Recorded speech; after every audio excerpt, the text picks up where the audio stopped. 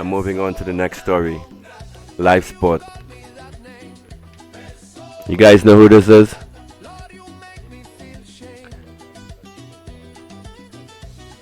This lady here is a thief and a snitch.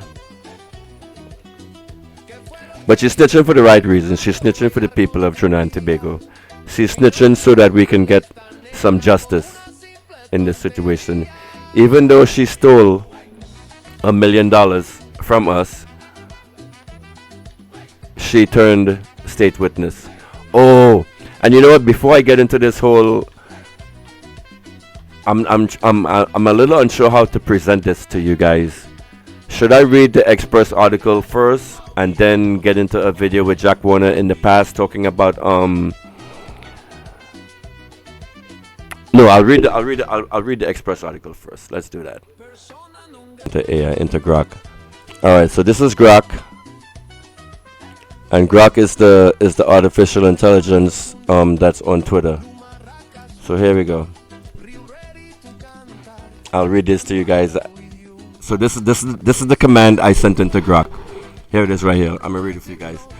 Do a deep analysis on the article at and I gave a link to the Express article.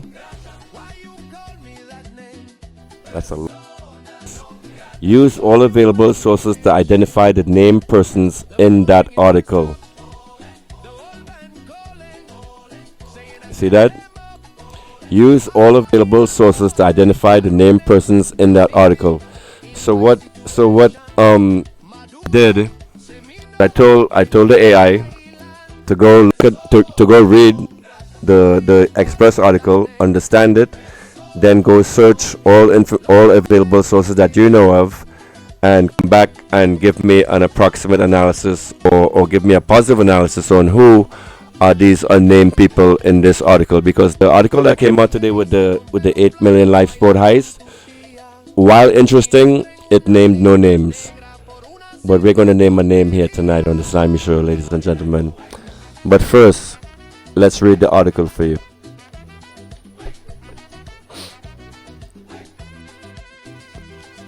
So Express, fix Google Ads now. This actually is unacceptable. Express, please fix this. So inside the $8 million Lifesport heist, Ruth Marchand's witness statement details rigged bids, fake companies, and cash payouts, including $1 million for a wedding. And this $1 million for a wedding is who is what we use to identify who received that $1 million payout. And we're going to be calling names here, people. You ready for that? You already know who this shit is, man. Come on.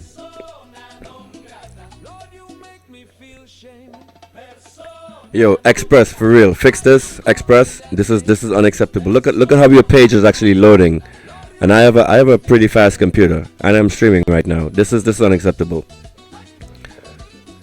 By May 2013, Adolphus Daniel had pocketed $34 million from the ill-fated Lifesport program, the single largest payout made to any individual connected to the program. And even with his pockets already overflowing, Daniel is technology component be added to squeeze out another $8 million for work he never delivered, according to then Lifesport Acting Director of Physical Education and Sport at the Ministry of Sport, Ruth Marchand.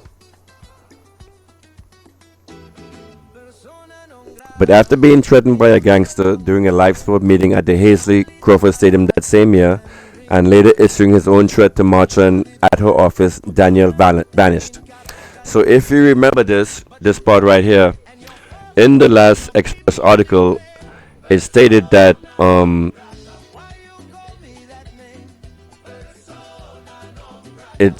Daniel was confronted by someone from Rasta City, and the Rasta City person had slapped him up because he hadn't gotten his money, and he assumed that Marchand was snitching on him, so he went and put a gun in her face and tried to kill her. And after he did that, he was never seen from again. Shortly after his disappearance, the Ministry of Finance approved the $8 million payment. With Daniel gone, Marchand admitted that Lifesport personnel devised a plan to split the funds, concealing the crime with the creation of falsified invoices. Oh, you guys are gonna love this. Come on, computer.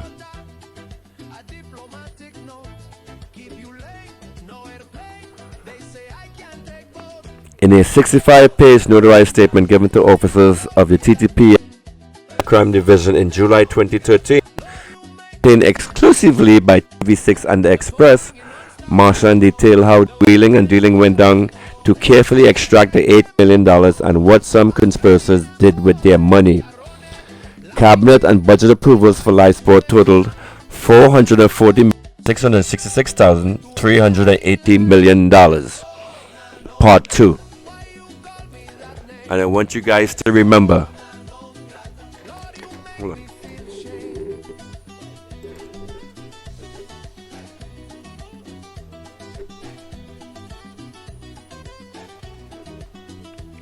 Let me close this voice mod. I was gonna do some sound effects for you guys. I can smell you. I don't want to do that. I don't want to have fun today. Let's close this.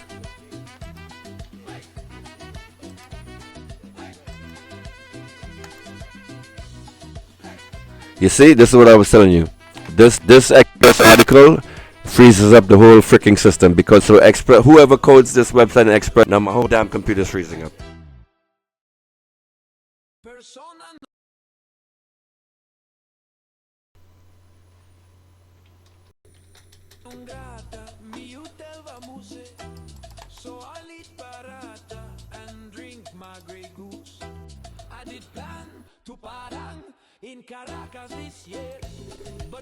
All right, tell you what. Let me ease down on the CPU process for a second.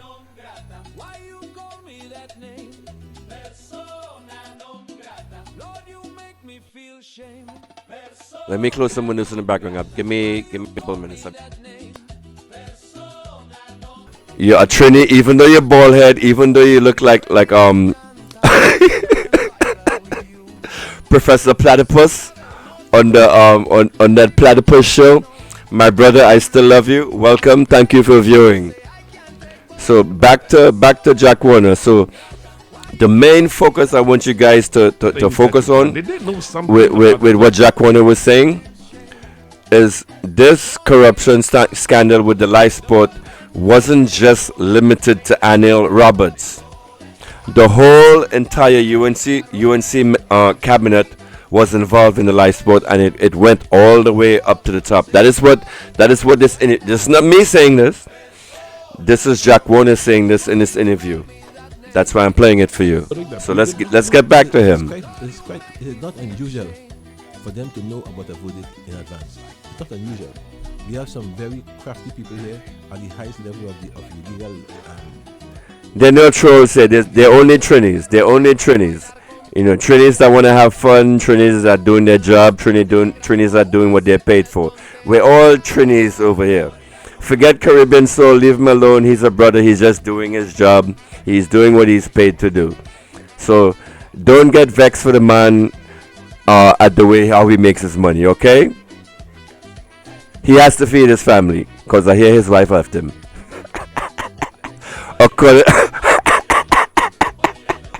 According to Fearless. This is not me saying this. This is just a legend, okay? Anyway, back to Jack Warner. So this was an interview conducted years ago when Jack Warner was on the right side, on the good side.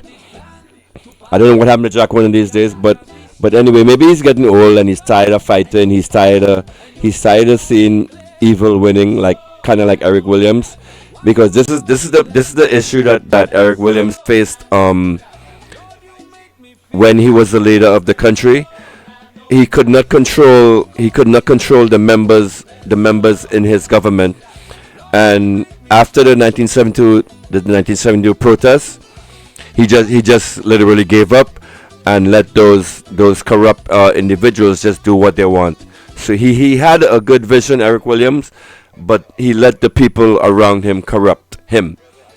The difference between that and this party now is the actual fish is rotten at the top. So this Lifesport scandal, when it was eventually exposed by Gary Griffith, the fall guy had to be Anil, right? So Anil takes the heat. Anil takes the blame for everybody, whatever. As you're saying, nothing can touch Anil. He can go crash his car and kill citizens, and nothing happened of that. But yet still, this man is in our faces every day, being paraded around. I told you guys about the value of compromised politicians earlier, right? Go back and rewind and listen to that if you didn't hear it before. And they can know about it. And therefore, I'm not surprised that many hours after he appeared. What I'm surprised about is that he was able, that he appeared at all. Because here you had the political leader of the UNC, Silk, not Cotton, Silk they say, knowing that of course nowhere at all he's vindicated, put him on a platform, galleries to the nation, promises to put him in the Senate, with total abandonment for respect for the people, the integrity of this community and so on. I mean, what is wrong? Really, something has to be wrong. Yes. Something has to be wrong. And there's not a single person who was on that stage or who in her cabinet or who in her executive who could tell her, Madam opposition leader, Madam political leader, what you're doing is not right. Well, one of the things that I find really amazing You hear that? the former Minister of Finance in the PP government, the Caroni East Representative Bo Tiwari, calls it ill-advised and precipitous. He said the UNC must convince the country that it stands for something. The former Trade Minister Stephen Caddy said Roberts was tarnished. And the opposition leader showed even trolls get to speak over here. Up, and she had no right to be political leader or prime minister as a result of that. Well, that's the first correct thing Keddy said in 5 years. so I saw it too. I wanted to commend him. He was bang on target. Botiwari is speaking now from the position of a safe seat given to him. So he feels that for the next 5 years he's okay and she can't do anything. Had it been different, he wouldn't say a word either. You look at the guy from St. Augustine, Prakash Ramada, you get in trouble to know what he has said. Up to know what he has said as leader of the COP, yes, as part of the partnership. What has he really said? Well, Maharaj, I know, who is the head of the COP, also condemned the appearance of Anil Roberts on the platform. Tell us about Anil Roberts and why you don't think he is fit to be where he is. Look, listen. Oh God. All you listen to this. All you please listen to this. Oh God, all you listen to this. This video is old, right? This video was, let's find out when this video was taken.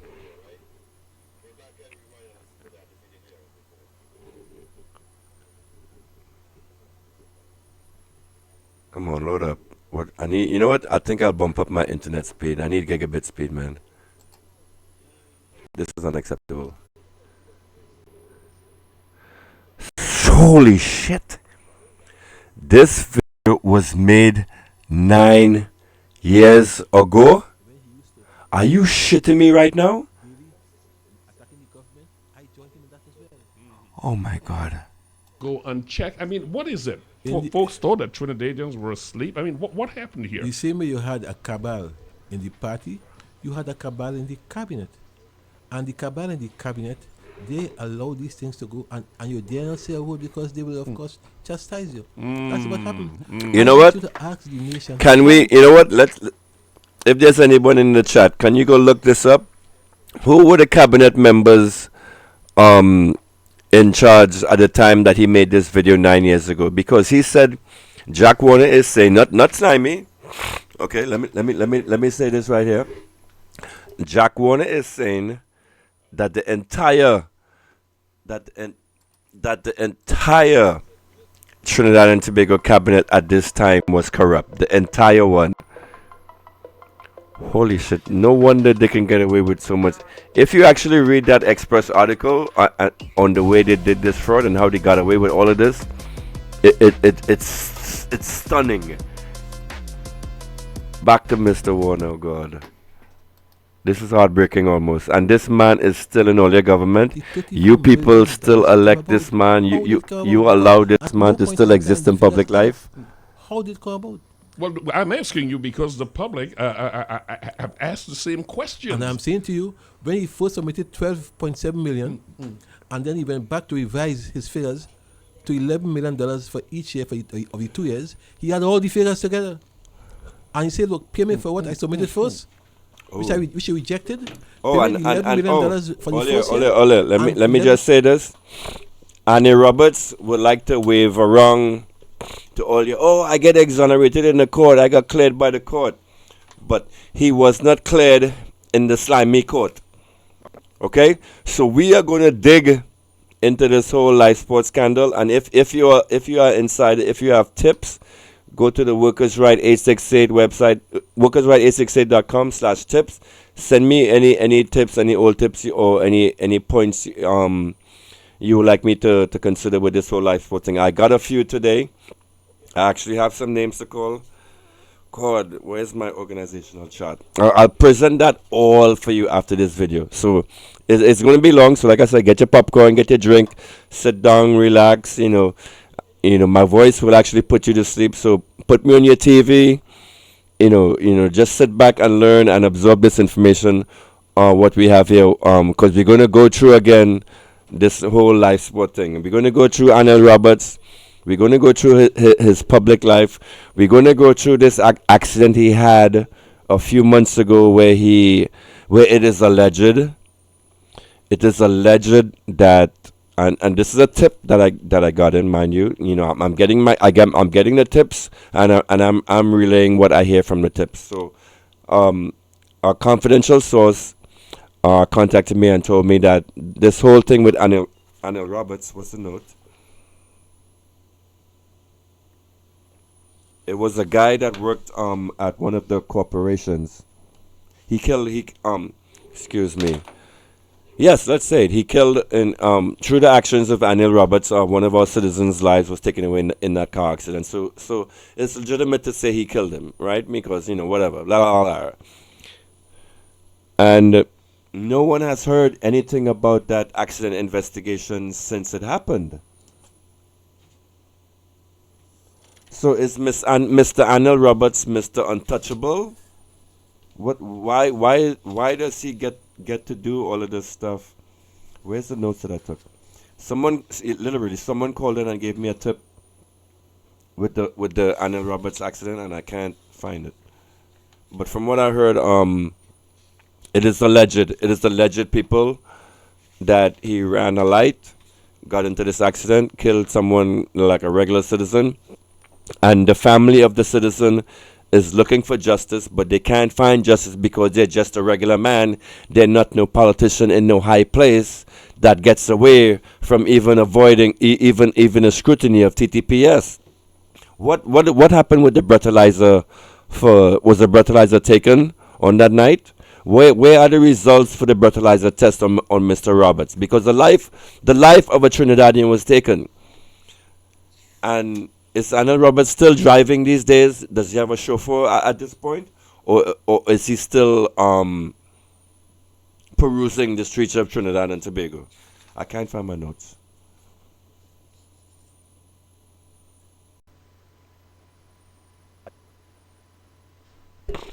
Hold on, let's finish up this video. Second year, where in God's world, Rennie? Who is Alison Eustace Luther Roberts? That's how it all started. I have a note here in my. Please stop doing that.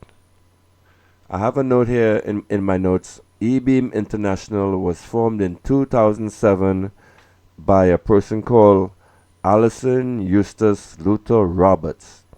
Does anyone in the chat know who Alison Eustace Luther Roberts is? Because Mr. Anil Roberts, the Honorable, is saying that he has nothing to do with this fraud, that he didn't know what was going on, and he had nothing to do with it, and the court cleared him. But you know what? Like I said before, the court of Slimy has not cleared him, and I have some questions to ask. So, Alison Eustace Luther Roberts is the father of Mr. Anil Roberts. And Mr. Allison Eustace Luther Roberts was the lawyer who incorporated E-Beam International in 2007. E-Beam International got away with $34 million for work that was just not provided. So the citizens, you, me, everybody else, the citizens of Trinidad and Tobago gave E-Beam International $34 million and we got nothing in return for that. And this company was founded by Anil Roberts' father. But Anil Roberts don't know nothing, about how nothing happened, about how nothing went on, or what went on, or who get money, or whatever. But I have some revelations for you guys. But let's finish up. So the whole purpose of me playing this video with let's call him Mr. Ballhead, is because he was doing the right thing back then, and he actually revealed some of the stuff with Lifesport that is very pertinent to us today. Where in the world can this ever happen? And people are laughing at this country.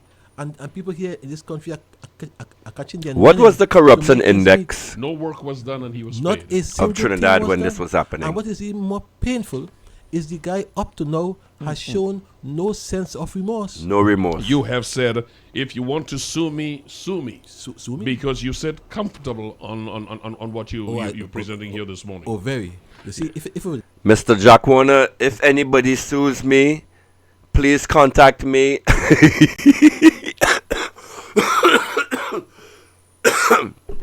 Olia. Mr. Roberts, don't come for me. I'm just saying all of this is alleged. So Anil Roberts, please don't come for me. I'm just relaying to the people what this man here, Jack Warner, said about you back then, 9 years ago. Just refreshing people's memory. So don't come for me, don't sue me.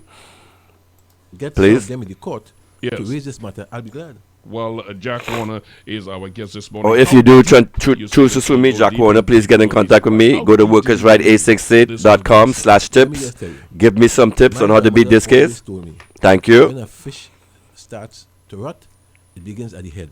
You listen, you hear I that? say no more. No more needs to be said. Do you anticipate very soon?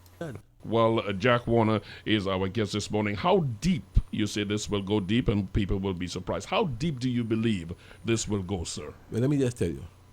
My grandmother always told me, when a fish starts to rot, it begins at the head. No more needs to Did Jack Warner just implicate Kamla Prasad Besessa in the Lifesport scandal? Dun dun dun. Where's my sound effects? Actually, I closed down all my sound effects as my computer was acting up. I'll get it for you next time, guys, in the edit.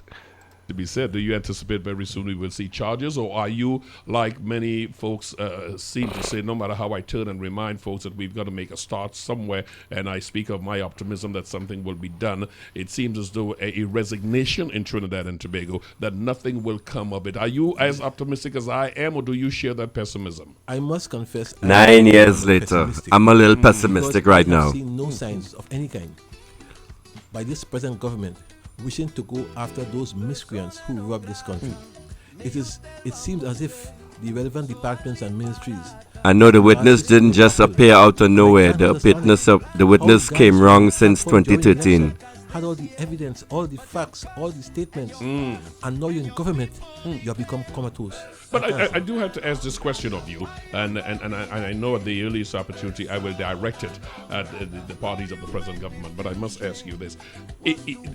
Folks say it is one thing to have suspicion and a lot of reports coming at you, but when you're ready to take this to court, you must have documented proof of what you're saying. It is no longer he say, she say, he suspect, and I know this one who got so and so, but you've got to have your T's crossed and your I's dotted before you go there and make a case that falls apart really quickly. That might have been so, and that might have impressed me if I did not have examples of investigations taking 3 and 4 and 5 years. Where is Prison Gate?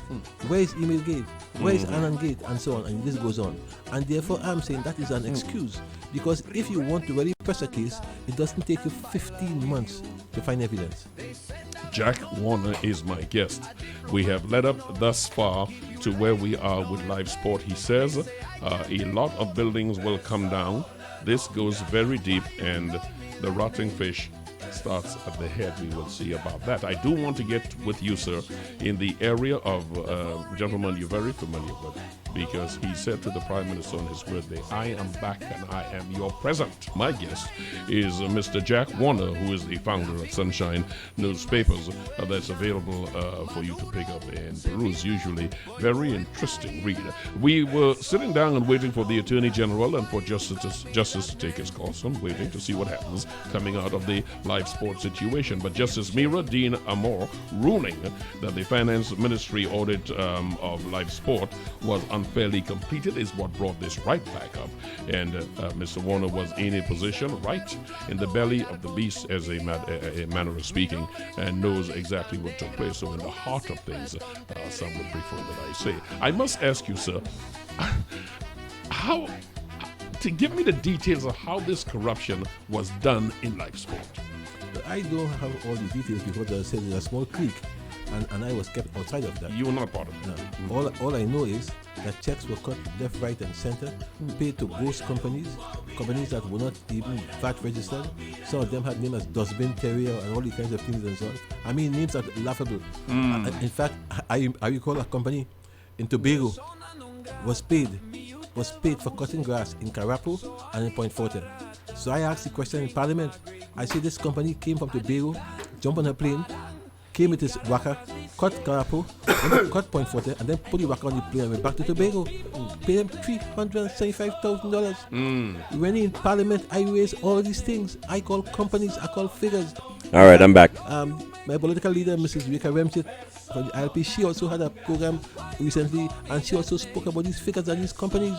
So the facts are there, the documents are there, and one has to commend Captain Gary Griffith for being brave enough to go after this and to reveal it. Many a person would have cowed and bowed down, but he went after them, and of course, he to pay a price eventually. So he holds your respect. Highly, very highly. In fact, it's because of him, in a sense, this whole thing is where it is today.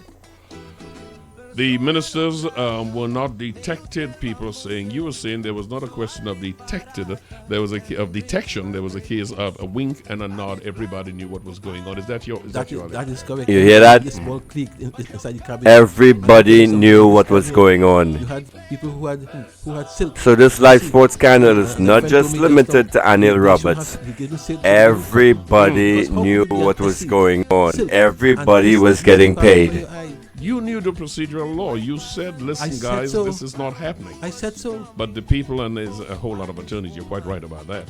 I'm going to leave Lifesport, as a total package, as something that I will be patient on. But I do want to ask you, I don't think I'm leaving it. I'm going to take a component of it out. I hope do you leave Lifesport this morning, the country doesn't leave it. I really hope so. That's right. The country left it. We're not leaving it at all. Appearing on the UNC platform last Monday, Anil Roberts said, "Mere hours after the ruling, I am back." Now, as I understand it, and you may want to educate me, I'm a little slow on Sunday mornings. These things like an appearance does not just happen within hours of a ruling from the court. These are things that you plan. Did they know something about the verdict that we did not know? It's quite Trinidad is ultimately corrupt. In advance. It's not unusual. We have some very crafty people here at the highest level of the legal bar, so to speak, and they can know about it. And therefore, I'm not surprised that mere hours after he appeared. What I'm surprised about is that he was able, that he appeared at all. Because here you had the political leader of the UNC, silk, not cotton, silk they say, knowing that of course He's saying that, not me. He's vindicated. Put him on a platform. Galleries to the nation, promises to put him in the Senate. With total abandonment for respect for the people, the integrity of this community and so on. I mean, what is wrong? Really, something has to be wrong. Yes. Something has to be wrong. And there's not a single person. This is 9 years ago, and you guys put this woman back in charge again. Madam Opposition Leader. East Representative Botiwari calls it ill-advised and precipitous. He said the UNC must convince the country that it stands for something. The former Trade Minister Stephen Cadiz said Roberts was tarnished, and the opposition leader showed her judgment is totally off, and she had no right to be political leader or prime minister as a result of that. Well, that's the first correct thing Cadiz said in 5 years. so I saw it too. I wanted to commend him. I have an allegedly pregnant woman in the bed, and she's trying to sleep. And she said I'm making noise. What should I do, guys? He feel that for the next 5 years, he's okay and she can't do anything. Had it been different, he wouldn't say a word either. You look at I don't know who she's pregnant for. You get to know what he has said. Up to know what he has said. Listen to this. Was my friend, hard worker. When he used to be on another station daily attacking the government, I joined him in that as well. But I never thought that the very same thing that he attacked, the very same level of dishonesty and lack of integrity in the government that he attacked, I never thought that one day he would have found himself subsumed in that. And I'm saying, therefore, that until that perception is removed, right, until you have proven yourself, you stay quiet. Everyone is still innocent until proven guilty. Stay quiet. But until such a time, stay quiet and let the law take its course. Yes. You don't come out and behave and you are going after Rowley and the PNM and I mean you behaving as if of course you have won the matter. You haven't won it. You have not won the matter. And that seems to have been, even before I returned to Trinidad looking in, that seems to be the modus operandi. Understand that. Trump-like, that folks are saying what you're getting when you hear the toilet flush is water from Wassa and not from the toilet. They always try to tell you what you're getting is different from what you know you're getting. That is correct. That is very correct. Very correct. And I don't know how much lower can politics in this country go. I really don't know.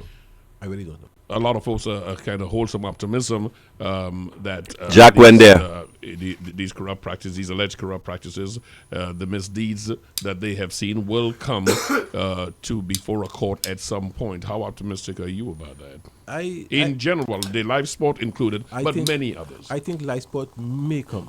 I don't think many others will. I think these guys are laughing all the way to the bank. I think they believe that they have tricked the nation, they have caught us. I believe that some people are saying, rightly or wrongly, that the PM government is saying it's their time now, and therefore it's a tit for tat situation. I look on and I wait and see. Well, move along and talk on the street is very easy. So, sure. You know, we take that with a grain of salt. Sure. I want to take you to one of the ministries that you led, which is Works. Yes. There's the feeling that a lot of corruption happened, and we are still paying for, and folks are not called to account for the corruption in Wassa itself. Speak to that, if you will, sir. About a lot of contracts being issued, a lot of favored contractees, and they were always there to get paid first. Some of the allegations being made. Wassa has been corrupt from inception.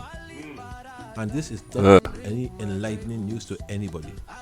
And successive ministers are aware of it, and they added to it. And therefore, what Wassa is today, merged as today, is what has been happening over the years. And therefore, what I'm saying is, you reap what. This is 9 years ago, guys. This video was taken 9 years ago. At one point in time, Wassa had sent home 4,700 workers, or thereabouts. Wassa gave about 700 VSEP and sent them home. It's a studio. Less than 1 year later. You hear her yelling at me in the background, Alicia? I mean, what are you saying? What are you saying? Yo, pregnant women are the fucking worst, yo. People tell you. I'm about to tell her to go home. But Mr. Warner, how did you fight against that? What was the issue did you I'm live, nigga. You're there to reverse that course of quote-unquote corruption? Wassa never came under me as minister. A minister of Works and Transport. It came under public utilities. Alicia Alman de Roche. I did it in Spanish before. But I'm saying what France, le français. I knew of Wassa then everyone knew, and therefore it was no secret, and therefore it was not I had to do. It was public knowledge. Wasa, like so many others, it was public knowledge. One of the areas that has caused the greatest disquiet among the general public is not only live sport, but the series of things. It is also not limited to something that you commented on. I think it was in 2013. I want to move a little into the area of something you looked at, which is in the judiciary, with the question of the force on remand. You said it is inhumane. All right, let's keep the audio playing in the background. I want to try to switch to something else. Having access to justice. You were speaking of the remand yard. During no, your I can't time do it. there, was anything done to ease that situation? No, I can't do I it. said 5 years I want to I said 3 years ago. actually what I did, using artificial intelligence, I actually asked the AI to build me an organizational chart for the Lifesport scandal. You know, like when you go in those detective movies, you would see like a head at the top, and then you would see like strings to different people or whatever. So, well, I actually did build it. The AI did build it, but it shows locally on my computer. Like at the top, there's it shows the government, the cabinet with the 440 million allocation. Then it comes down to the Ministry of Sport, headed by Anil Roberts, and then he had oh, let me show this to you actually.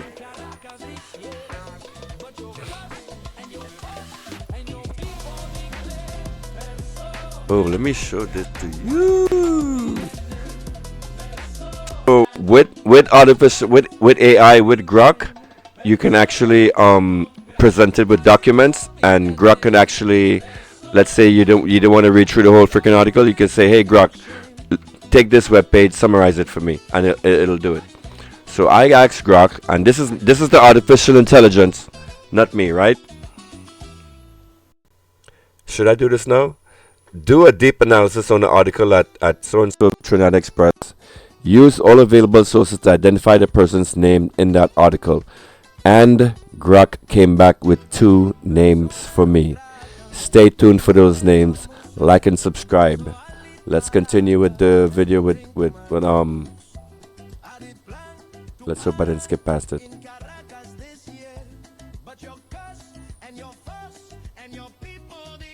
I'm getting bored of him. Yeah, The cabinet. this is a whole 15 minutes. No, I can't go through this whole shit. So let me just summarize everything in this video with Mr. Warner. He basically said Kamala Prasad Bissessa knew about the Lifesport scandal, and everybody, her entire cabinet, all of the ministers in her cabinet knew about the Lifesport scandal, and they were all involved. They were all complicit. And Anil Roberts is the fall guy, because all of this money was funneled through his ministry. He is the fall guy for right now, while everybody gets off the hook. So the case against Anil Roberts is not closed. It is just it was like dismissed on a technicality. It can be reopened at any time. So my question to the TTPS is, why hasn't it been reopened? What is going on? So here we go. I wonder if you can see this. So the way the Lifesport scandal went, the organizational chart, it went from the cabinet to the ministry to the Lifesport committee to Sport TT, and then from there distributed to the centers. So once again, the money starts at the top, $440 million, starts at the cabinet, was approved by the corrupt cabinet, because remember, if you had read the last article that came out last Sunday, it said after he was given this $34 million, it was an entire scam. First, I think the initial payment or the initial assessment was $24 million or something like that, or 11 million for 2 years. No, 11 million for 1 year, 4 million like that for the second year. Then he came back and revised it without adding any extra features or whatever. He revised the fees from 11 million in the first year to 11 million in the second year. The cabinet approved that allocation, that budget allocations. The cabinet approved this. So from the cabinet, it went to the Ministry of Sport. From the Ministry of Sport, it went to Lifesport Committee, which consists of a committee of 13 board members. Then from there, it went on to Sport TT, and then from there, any money left over that was left over from them thiefing or grabbing whatever, went over to the centers. And part of this, part of what blew this up is because the centers wasn't getting any money. And I think the guys at Rasta City had went and complained and went and gun butt this guy, the main guy. Let's show you his picture right now.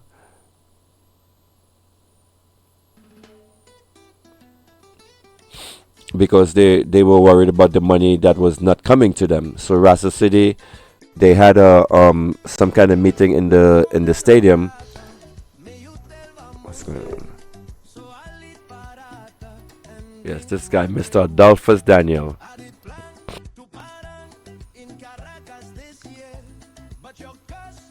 So Adolphus got gun butt by someone from Rasta City because they wanted to know why we're not getting our money. So Adolphus then went back to the main witness, which is this lady here.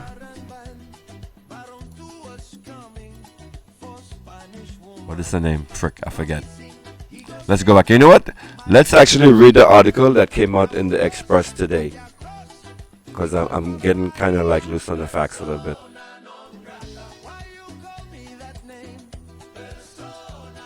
Okay. Nope, that's not it.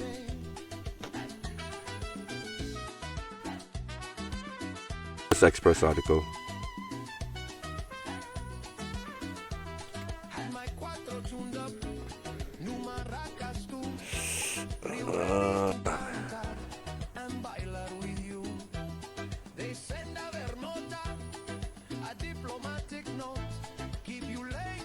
Root Marchand, that's the witness. I gotta write that. Let me write that down on a slide.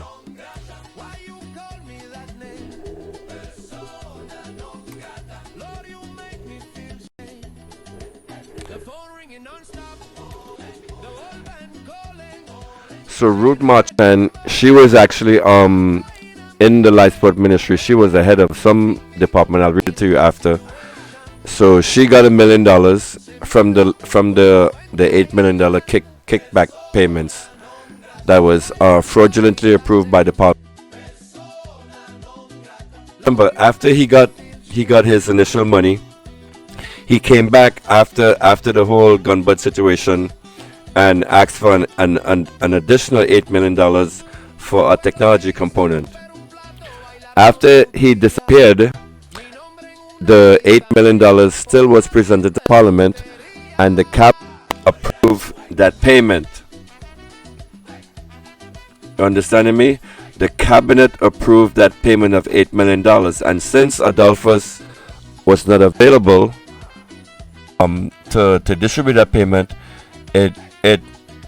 what was decided is a group of 8 of them got together and they split the $8 million, $1 million for each person.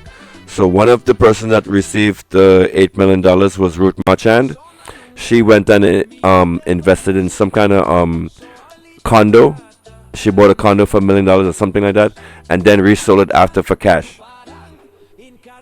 The fraud, the level of fraud that was going on, the level of fraud that Mr. Roberts was in charge is astounding, and how this is not spoken about every day. How does even Anil Roberts still have a YouTube platform where he can go on and actually still preach to the people like he's some kind of savior to the country, like he's some kind of warrior for the poor, when he scammed us out of $440 million, and you people put him and elevate him on his platform instead of every day when he leave a message you're cussing him like I do.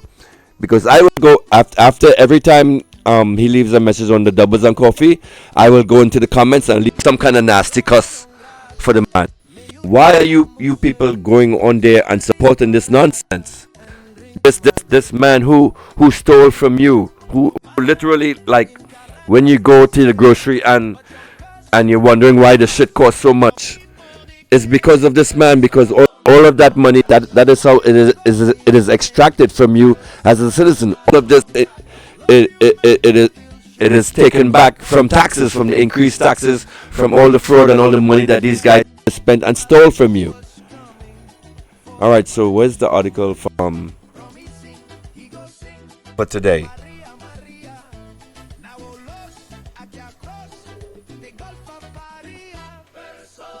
Hold on. I'm gonna read the article that the Express did for today. I have to find it.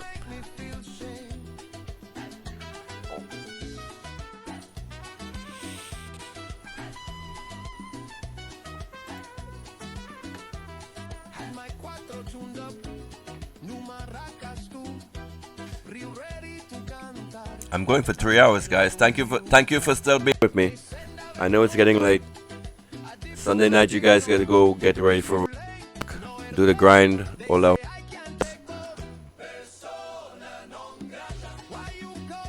Thank you for being here. Like and subscribe. Share it with friends.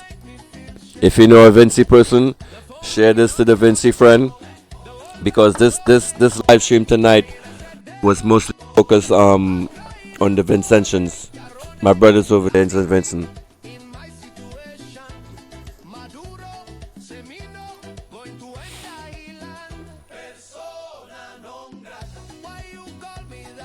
Alright, I'm trying to find the article for you.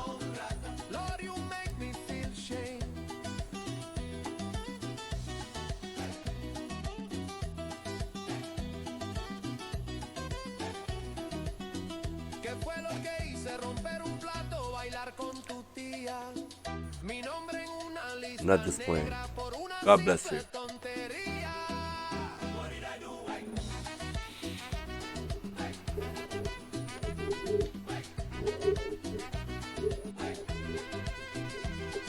Alright, let's read it from Grok.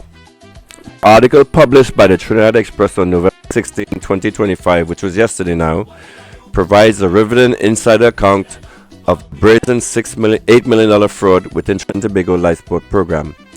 This is the it's a little deceptive in the writing. The $8 million payment after. This is the section where they distributed that $8 million at the end. A youth intervention initiative launched in 2010 under the People's Partnership UNC-led government, drawing from a leaked 65 notarized witness statement by Ruth Marchand, dated July 2013, in a confidential police dossier obtained by TV6 and the Express.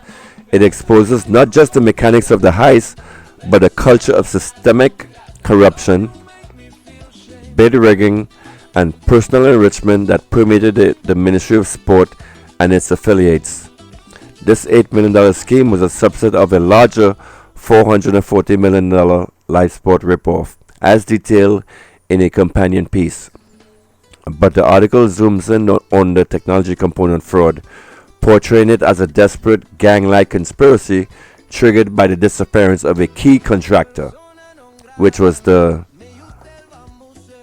Where's this picture? Adolphus Daniel. This guy right here.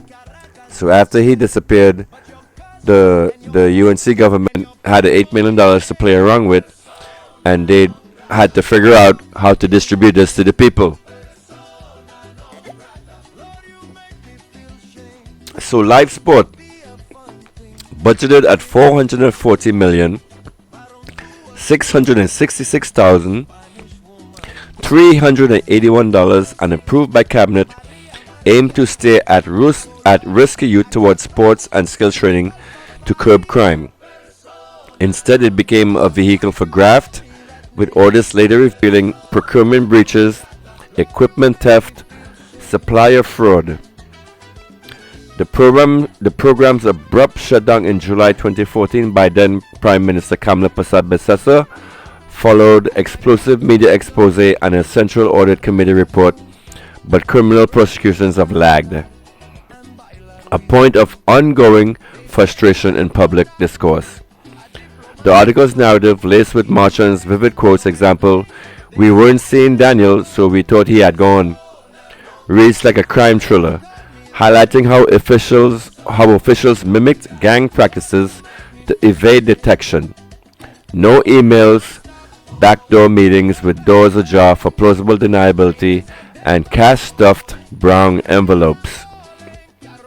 The core scheme, mechanics, a masterclass in bureaucratic theft. The $8 million was earmarked for a technology upgrade in Lifesport's literacy and numeracy modules. But after contractor Adolphus Daniel vanished, after threats, like I told you guys at the stadium where the Rasta City went and gun butt him and asked him where the fuck my money is. So so then he came back and pulled the gun and put the gun in Ruth Marchand's face and threatened her and asked her if she was the one who went and snitched to Rasta City on why they're not getting their money. So after he pulled the gun on Ruth Marchand's face, he disappeared. Alright? So anyway, going on reading this thing. This is not the article, but this is like a summary of the article by Grok, where I asked Grok to tell me some names of some people. Bid rigging and ghost companies, 6 shell firms. Some registered merely days before. You hear that? So one of the ways the one of these 8 people figured out how to steal money from you was they would take the money that was allocated, the $8 million, they would form a company and then allocate that money to the company. So that's what it says right here. So some registered just days before were deployed as fronts, often using family or associates. Quotes were fabricated to ensure the lowest bidder, a ringer, won, with 10% commissions retained by fronts and 90% kickback in cash. Wow. Invoices passed by Central Tenders Board using automated clearinghouse payments and internal memos for sub $1 million releases. So what that basically means is for bills under $1 million, it was automatically just paid by the clearinghouse. And what a kickback is let's say you're a contractor and I give you a contract for $1 million. You will do nothing with that contract. You will keep the $1 million, but you will keep a 10% of that $1 million that I gave to you, the dirty politician. Then you, the dirty contractor, will give back $900,000 to the politician. Understand that? That is what a kickback is. So the politician gives a contractor $1 million. The contractor does nothing. Takes $100,000 just for accepting the contract and putting their company at risk or to being exposed or whatever. Then the contractor, forgetting that contract, then gives the politician $900,000. That is a kickback. Okay, bid rigging is something else. So let's say what the government is supposed to do is it's supposed to send out contracts to the public, and then contractors would put bids on the contracts, and the lowest bid usually wins. So with bid rigging, when they submit like a contract to the public, their guy, so when everybody submits their bids or whatever, and let's say the lowest bid from the bid submitted was $10 million, the politician would then go back to their guy and say, hey, the lowest bid is $10 million. Why don't you submit a bid for $9 million? So then the dirty contractor then submits that bid for $9 million and he wins it. That is bid rigging. So bid rigging, ghost companies, all of this was happening in the Lifesport scandal. Who the frontman for was Anil Roberts. So he took the blame, he took the heat for all of the other members. So everybody gives him a pass. So when he do stupid shit like, I don't know, crash his car and kill somebody, oh, you get a pass. It's okay, cool. We didn't see that. Or stall the investigation for 10 years, and when the family get tired, they go their way or whatever. It just happened. It's happened. You know, they're just a poor simple man. What can they do, right? So they will stall and delay the investigation, and justice is not served onto the people. Evasion tactics. Let me just double check this to see. I'm showing you that. So evasion tactics. Approvals were siloed among a core group to judge auditors. An attempt to scapegoat Winston Cooper, Lifesport director, by forcing his sign-off on invoices failed when he refused, costing him his contract renewal. Funds were laundered via condos, example, Marchand's share, funneled through a sole property to a colleague's daughter, and personal splurges like weddings and boats.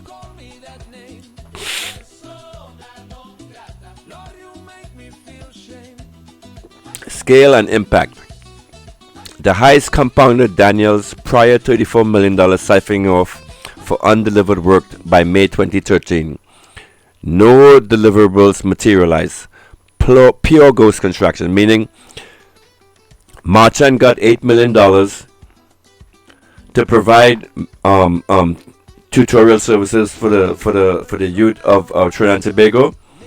Like he was supposed to do tutorials, training on maths and English and all this stuff. He was the one that was contracted to provide these services for these centers. He took the money and never provided anything. And Adolphus Daniel, his company, was incorporated by Anil Roberts' father. But Anil don't know nothing.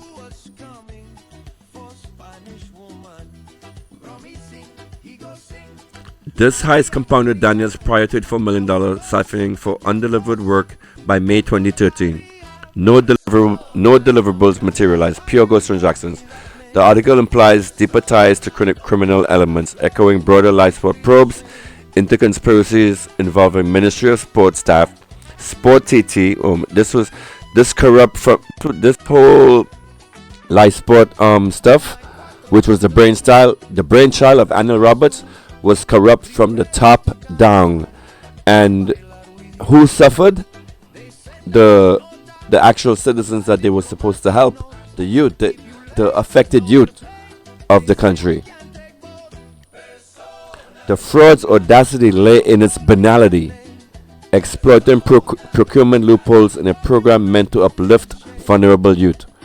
While officials partied on the proceeds, Marchand's statement given to the TTPS White Collar Division was a ticking time bomb, leaked over a decade later amid stalled probes, underscoring an institutional inertia.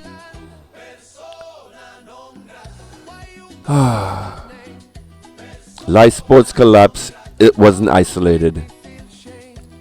Launched under Sports Minister Anil Roberts, who resigned in 2014 amid the probe denying wrongdoing, it unraveled via 2024 audits revealing $1 billion plus in potential misuse across related schemes like EMBD.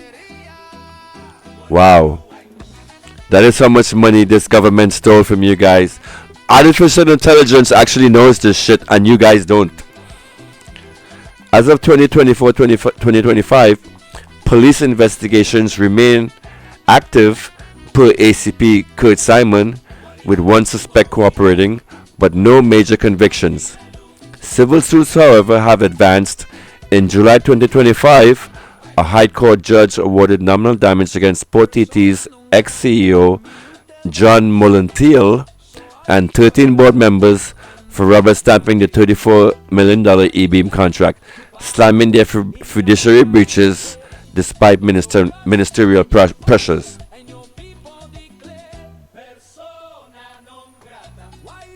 So you heard that? So Adolphus Daniel, after he got the $34 million and say he wasn't paying it back, was confident in that fact, or maybe he was just angry because it says right here in the article, Sport TT's CEO John Molentiel and 13 board members rubber stamped this, meaning the corrupt board members at Lifesport Sport TT, they all must have gotten a piece of that $34 million payout, right? So let's say everybody gets $1 million. All this money is already distributed, so then now everything comes back onto the main guy, and he's like, no, I'm not paying that shit. That's what I think happened. That's why he was so cocky, and it's like, that money, I'm not giving it back. So anyway, this man passed away. I'm not sure how he died. How did he die? But anyway, Anil Roberts is still out there, guys. Still doing damage to the country. Still embarrassing the country. Still in the UNC government.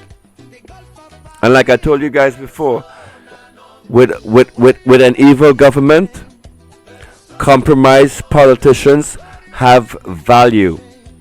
Because a compromised politician would always look out for his own ass, because he knows that they have something hanging over him, hanging over his head. Because let's just say, suppose this happened. Look at David Lee the other day, right? David Lee went against the UNC government when they told him that they want him to send out mass evictions to HGC. Why does HGC keep getting called in this shit? Woo! Anyway, David Lee refused to send out these mass eviction notices to the people. Big up to David Lee for that. And just because of that act alone, Mr. Lee, you get a pass in my book. You are not evil. But because he did that shit, all of a sudden now you're hearing stuff about David Lee getting recharged. That is how corrupt your government is, and that is the value of a compromised politician, because when they don't do what they are asked to do, they always have that axe hanging over their head. So whatever bullshit that is presented to Anil Roberts, the big great mouthpiece of the UNC, he has to do, because if he don't, he have all this shit hanging over him that is going to drop at any time. Don't you wonder why after all these years, all this time, that Anil Roberts still hasn't faced any justice, either from the courts or from the people? Why do you people still support this man? Why are you still on this doubles? I used to be actually, at one point in time when I was learning about Trinidad and Tobago politics, I used to actually listen to him talk. But this is when he was in opposition. And when you're an opposition member, just about anything you say against the government, it makes sense to people that's listening to you. But now that he's actually in charge in government, listening to his channel is almost revolting. Alright, so let's start naming some names now. Because I'm getting vexed. Public, and this is not me saying this, people. This is just me reading from public documents, okay? Don't come sue me. Okay? Don't sue me.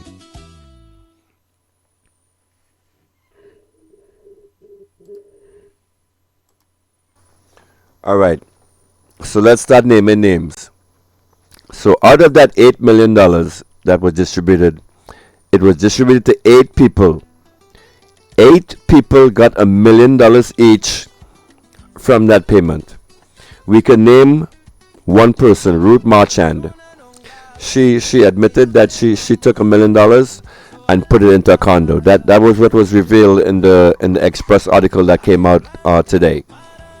Right? So now we're getting to the second person, guys.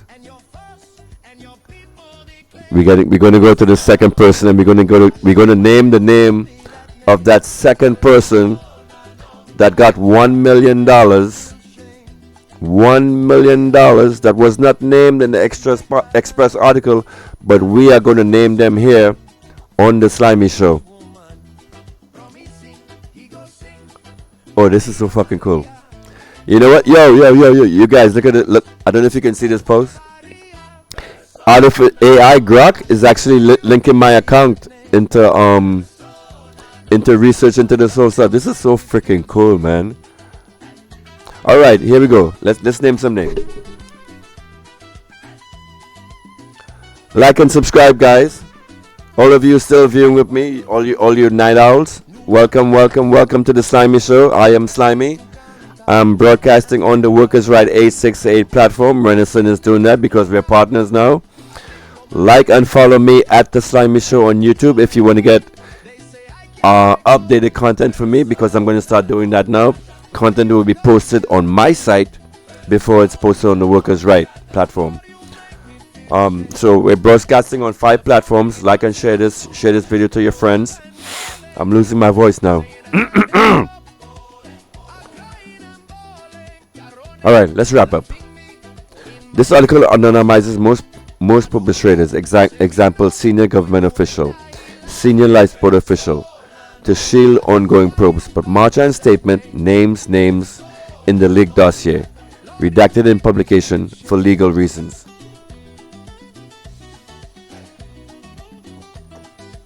Using the article's descriptions, cross-reference with web searches, example Guardian, Newsday, Wired 868, and X-Post, example 2020, example Penny Mafia's 2025 explainer, linking to historical coverage, I've identified key figures. These draw from court records, audits, and media typing pseudonyms to real individuals. Roles span enablers, beneficiaries, and whistleblowers. No one from the $8 million core has been criminally convicted as of November 2025. Alright, so the first person named was Adolphus Daniel. We already know him. He was the primary contractor and beneficiary. So he pocketed $34 million for undelivered tech literacy work by May 2013. He demanded $8 million more, threatened Ruth Marchand at her office at Ann Hasty Crawford Stadium meeting, vanished post-confrontation, prompting the heist. Deceased per 2024 CNC 2023 report, vowed to keep funds in 2014, claiming he fought corruption, central to $34 million Sport TT civil suit. So Adolphus Daniel was the first person named. The second person named from the Trinidad and Tobago Express article, from artificial intelligence digging and doing the analysis, was Ruth Marchand. We already know that because she admitted to that. She handled budgets, paperwork, devised so she was the one who devised how to split the $8 million among themselves after Daniel disappeared. She is now in witness protection. Winston Cooper, Lifesport director, hired in 2013. Ex-police commissioner, targeted as fall guy for invoice sign-offs, refused, leading to contract non-renewal, not implicating in fraud, portrayed as integrity check. So Winston Cooper is a good guy. Anil Roberts, Minister of Sport, 2010 to 2014. Anil Roberts oversaw Lifesport, resigned August 2014 amidst audits probe, denying involvement. Article implies ministerial pressure enables schemes.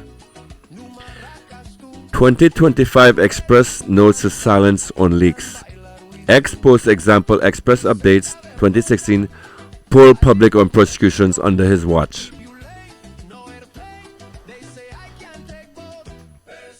It named also John Molentiel,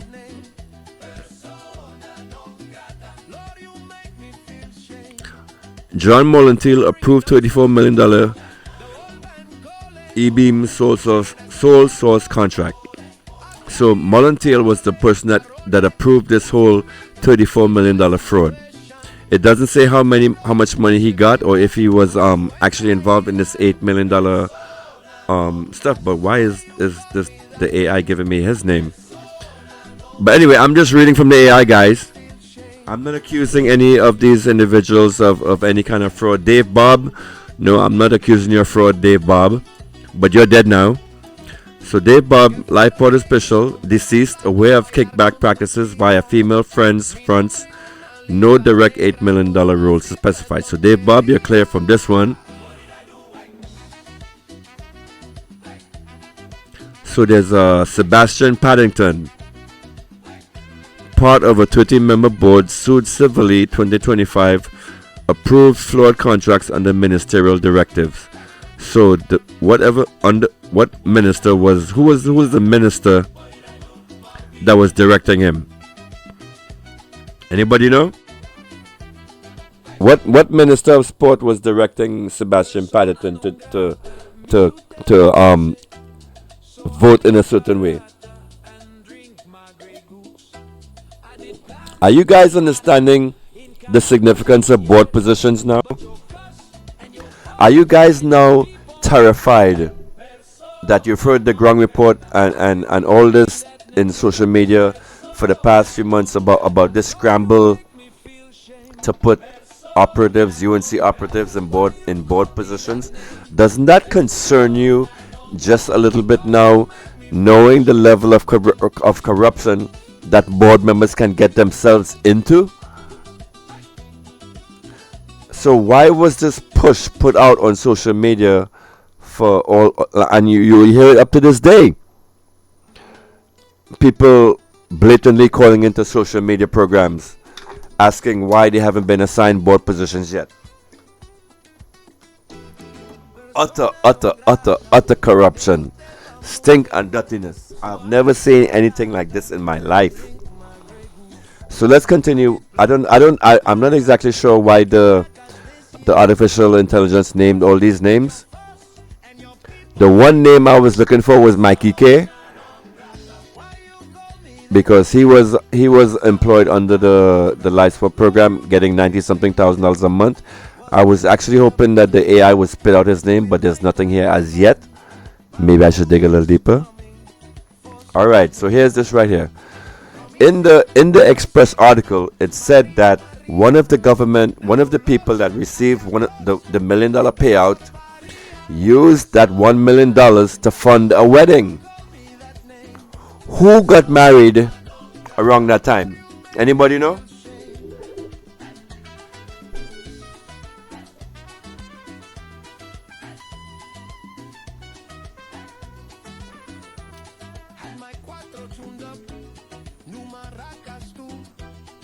Ready to cantar and bailar with you. They send a nota, a diplomatic note. Keep you late, no airplane. They say I can't take both. Persona non grata. Why you call me that name? Only the name is Anil Roberts. Lord, you make me feel That's it. That's the whole reveal. Anil Roberts was the man that received the $1 million from the Lifesport scandal, out of the whole $8 million. It was Anil. in my situation. It was all right. That's the big reveal. It was Anil. Anil got the money, guys. Persona non grata. Why you call me that name? Notes on anonymized figures. Lord, you make me feel shame. Anil got the money. Anil got $1 million from Lifesport. It's right here. The article's senior government official, wedded funded by $1 million, aligns with Anil Roberts' late 2013 marriage. Timeline per X Fudgy 88. Senior Lifesport official, bid rigging engine room matches Sport TT insiders like Molenteel. I don't know about that. I'm not calling Molenteel name. Mr. Molenteel, if you're out there, please don't sue me. This is all artificial intelligence. I'm just reading what the AI is saying and what the AI put together, because I asked the AI to investigate for me, because I only had a limited amount of time to present this to you guys. Now my pregnant girlfriend is saying she wants to go home. She wants a cab home because I'm talking too loud. All right. So I'm not calling Malantiel's name, but I am calling Anil Roberts' name for the senior government official that received this $1 million from the $8 million split, as exposed in this Trinidad and Tobago Express article. Female friend and husband, 10% friends and others, former soldier, boat buyer, remain unnamed in sources, likely to protect probes. Sources, blah, blah, blah, blah.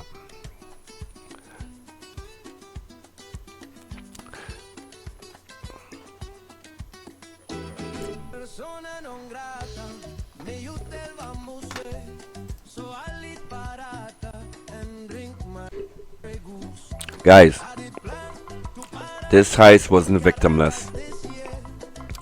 It starved the youth programs, fueling the crime it targeted. March-ons protections, hints at risk. Example, the 2024 Sita Hal killing. Oh, Dana Sita Hal.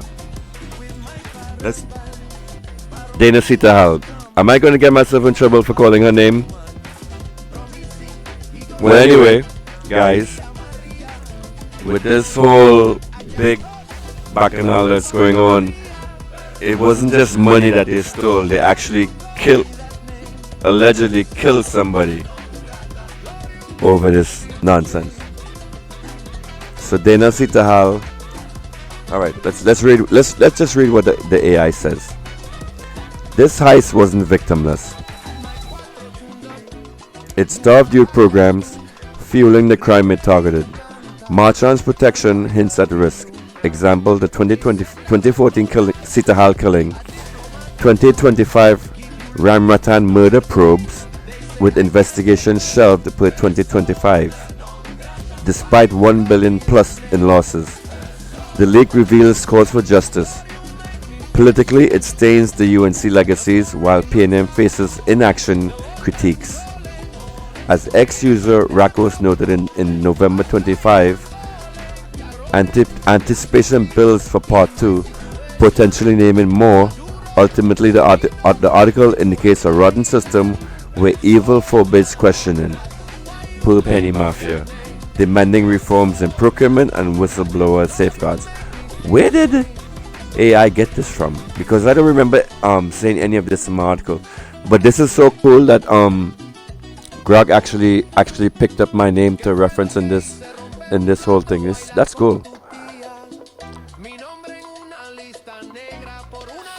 So this data here, right here, I used, and I asked Grog to make an organizational chart for me.